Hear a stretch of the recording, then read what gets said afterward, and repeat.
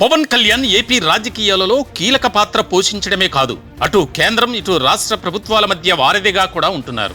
2024 ఎన్నికల్లో BJP, TDP, Janasena పార్టీలు కూటమిగా ఏర్పడినప్పటి నుంచి పవన్ కళ్యాణ్ భూమికకు ప్రాధాన్యత ఏర్పడింది. అప్పటి వైసీపీ ప్రభుత్వం దెబ్బకు కుదేలైన టీడీపీకి పవన్ ఆక్సిజన్ లాగా పనిచేశారు. కూటమికి రాష్ట్ర ప్రజలు బ్రహ్మరథం పట్టారు. చంద్రబాబు ముఖ్యమంత్రిగా, పవన్ కళ్యాణ్ ఉప ముఖ్యమంత్రిగా బాధ్యతలు చేపట్టారు. రాష్ట్రం ఆర్థికంగా ఇబ్బందులు పడుతున్నప్పటికీ ఎన్నికల్లో ఇచ్చిన సూపర్ 6 పథకాలను ఒక్కొక్కటిగా పట్టాలెక్కిస్తూ మాట నిలబెట్టుకునేందుకు చంద్రబాబు, పవన్ కలిసికట్టుగా పనిచేస్తున్నారు. చంద్రబాబు కూడా అన్ని విషయాలలోనూ పవన్ కు ప్రాధాన్యతనిస్తూ వస్తున్నారు. అయితే ఇదంతా బయటకు కనిపించే విషయాలని చంద్రబాబు తన వయసు రీత్యా ముఖ్యమంత్రి స్థానాన్ని తన కుమారుడు లోకేష్ కిచ్చేందుకు పావులు కదుపుతున్నారని, అందుకు తనకు మద్దతునిచ్చినట్లే తన కుమారుడు లోకేష్ కు కూడా పవన్ మద్దతునివ్వాలని కోరుతున్నట్లు వార్తలు వస్తున్నాయి.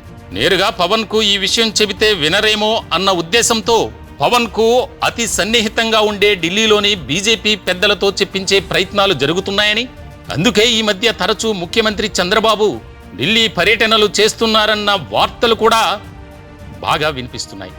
ఇలా అనేక రకాలుగా ప్రధాన మీడియాతో పాటు సోషల్ మీడియాలో కూడా విచ్చలవిడిగా వార్తలు రావడం, జనసేనాని ఈ విషయాలపై ఎటువంటి ప్రకటనలు చేయకుండా మౌనంగా ఉంటూ తన పని తాను చేసుకుంటూ పోవడం జరుగుతోంది. పైకి అంతా బాగున్నట్లు కనిపిస్తున్నప్పటికీ టీడీపీ, జనసేన పార్టీలలో కింద స్థాయి నాయకులకు, కార్యకర్తలకు పొసగడం లేదన్నది రాజకీయ వర్గాలలో వినిపిస్తోంది. టీడీపీ ఎమ్మెల్యేలు ఉన్న చోట జనసేన నాయకులకు విలువనివ్వడం లేదని, వారిని అసలు పట్టించుకోవడం లేదన్నది ప్రధాన ఆరోపణ.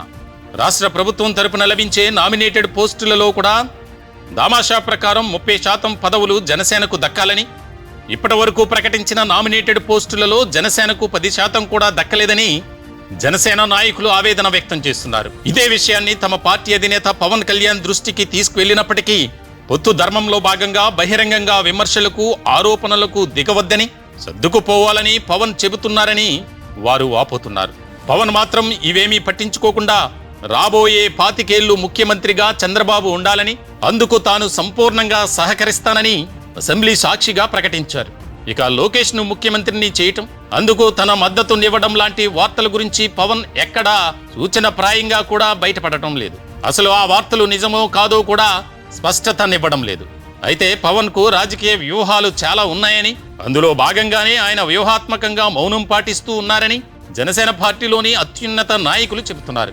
లోకేష్ ను సీఎం చేయటానికి పవన్ ఒప్పుకోకూడదని, ఎప్పటికైనా చంద్రబాబు తర్వాత పవన్ సీఎం కావడమే న్యాయమని జనసేన పార్టీ నాయకులు ప్రకటనలు ఇస్తున్నారు. ఇరు పార్టీల అధినేతలు మాత్రం ఈ విషయంలో ఎటువంటి స్పష్టత ఇవ్వడం లేదు. అలాగని ఈ వార్తలు అబద్ధాలని ప్రకటించడం లేదు. జనసేనాని మాత్రం పార్టీ సభ్యత్వాలను పెంచుకునే పనిలో ఉన్నారు. జనసేన నాయకులు పార్టీ సభ్యత్వాలను పెంచాలని, అప్పుడే ఎక్కువ సీట్లు కావాలని మిత్రపక్షాలను అడగగలమని జనసేనాని చెబుతున్నారు. ఓటమి ప్రభుత్వంలోనే ఉంటూ తన అస్తిత్వాన్ని కాపాడుకోవడం వరకు బాగానే ఉన్నప్పటికీ జనసేనాని కొన్ని విషయాలలో తప్పులు చేస్తున్నారని ఆ పార్టీ నాయకులు వాపోతున్నారు.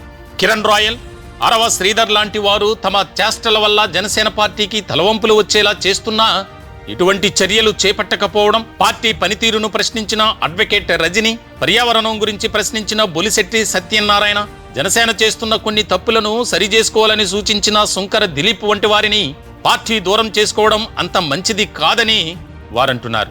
వారంతా జనసేన పార్టీకి ప్రజలలో ఎటువంటి గుర్తింపు లేనప్పటి నుంచి ఉన్నారని, కష్టకాలం పార్టీకి అండగా ఉండి పార్టీ కోసం, పవన్ కోసం తమ సర్వస్వం దారపోసిన వారిని వదులుకోవడం సమంజసం కాదని చెబుతున్నారు.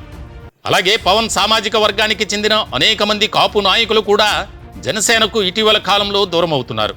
రాష్ట్రంలోనే అత్యధిక జనాభా ఉన్న కాపు సామాజిక వర్గానికి కూటమి ప్రభుత్వంలో న్యాయం జరగడం లేదని, కాపులకు రాజకీయంగా తగినంత గౌరవం దక్కడం లేదని వారంటున్నారు. తమ తరపున ప్రశ్నిస్తాడనుకున్న పవన్ ఈ విషయంలో మౌనంగా ఉండటం కూడా కొంతమంది కాపు నాయకులకు నచ్చడం లేదు. ఇలా అనేక కారణాలతో జనసేన పార్టీని మొదటి నుంచి అంటిపెట్టుకున్న అనేక మంది సీనియర్ నాయకులు ఈ మధ్య కాలంలో జనసేనకు దూరమవుతున్నప్పటికీ పవన్ పెద్దగా స్పందించడం లేదన్నది పార్టీ నాయకుల ఆరోపణ. పవన్ మాత్రం కూటమి పొత్తు ధర్మానికి కట్టుబడి ఉండాలని, అందరూ సంయమనం పాటించాలని చెబుతున్నారు. పవన్ ఇలా ఉండటానికి ప్రత్యేక కారణాలున్నాయని, దీర్ఘకాలిక రాజకీయాల కోసం పవన్ తన వ్యూహాలకు పదును పెడుతున్నారని, తాత్కాలిక లాభాల కన్నా ఆంధ్రప్రదేశ్ రాజకీయాలలో శాశ్వత స్థానం కోసం పవన్ పోరాడుతున్నారని పవన్ సన్నిహిత వర్గాలు చెబుతున్నాయి. అందులో భాగంగానే అనేక విషయాలలో పవన్ మౌనంగా ఉంటున్నారని, అంతేగాని చేతకాక కాదని వారంటున్నారు. పవన్ ఆలోచనలను అర్థం చేసుకున్న వారే పార్టీలో ఉంటారని కూడా వారు స్పష్టం చేస్తున్నారు.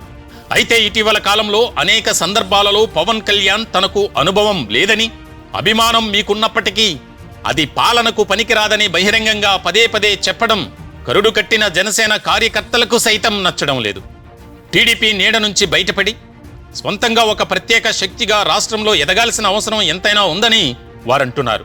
2014 మార్చి 14వ తేదీన ఆవిర్భవించిన జనసేన అప్పటి ఎన్నికలలో పోటీ చేయకుండా టీడీపీ బీజేపీలకు మద్దతునిచ్చింది. టీడీపీ బీజేపీలకు ఓట్లేయమని పవన్ రాష్ట్రమంతా తిరిగి ప్రచారం చేశారు. టీడీపీ అధికారంలోకి వచ్చిన తర్వాత టీడీపీ బీజేపీలతో వచ్చిన మనస్పర్ధల వల్ల జనసేన 2019 ఎన్నికలలో ఒంటరిగా పోటీకి దిగింది. ఆ ఎన్నికలలో జనసేన అభ్యర్థులతో పాటు పార్టీ అధ్యక్షుడు పవన్ కళ్యాణ్ సైతం పోటీ చేసిన 2 స్థానాలలోనూ ఓడిపోయారు. అనంతరం మారిన రాజకీయ పరిణామాల వల్ల 2024 ఎన్నికల్లో తిరిగి మరోసారి టీడీపీ జనసేన బీజేపీలు పొత్తు పెట్టుకుని కూటమిగా ఏర్పడి ఏపీలో అధికారంలోకి వచ్చాయి. అక్కడ నుంచి జనసేనని వ్యూహాత్మకంగా మాట్లాడుతూ జనసేన పార్టీ బలోపేతానికి పావులు కదుపుతున్నారు. రాజకీయాలలో తొందరపాటు నిర్ణయాలు పనికిరావని, ఓర్పుతో సహనంతోనే విజయాలు సాధిస్తామని పవన్ నమ్ముతుండగా ఎప్పుడూ ఒకరికి బోయిలుగానే ఉండాలా, మనం పల్లకీని ఎక్కేది ఎప్పుడని జనసేన నాయకులు కార్యకర్తలు ప్రశ్నిస్తున్నారు. ఏది ఏమైనప్పటికీ పవన్ అనుసరిస్తున్న రాజకీయ వ్యూహం ఫలిస్తుందా, లేక టీడీపీ వేసే ఎత్తులకు చిక్కి లోకేష్కు కూడా మద్దతునిచ్చి 2వ స్థానంలోనే ఉండాల్సిన పరిస్థితి వస్తుందా? పవన్ను అపార్థం చేసుకుని వెళ్లిపోయిన సీనియర్ జనసేన నాయకులు తిరిగి పార్టీ గూటికి చేరతారా?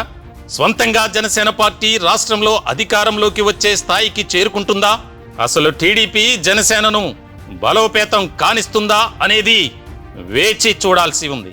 రాజకీయాలలో శాశ్వత శత్రువులు, శాశ్వత మిత్రులు ఉండరని నానుడి. ఏమో గుర్రం ఎగరావచ్చు, ఎవరికి తెలుసు.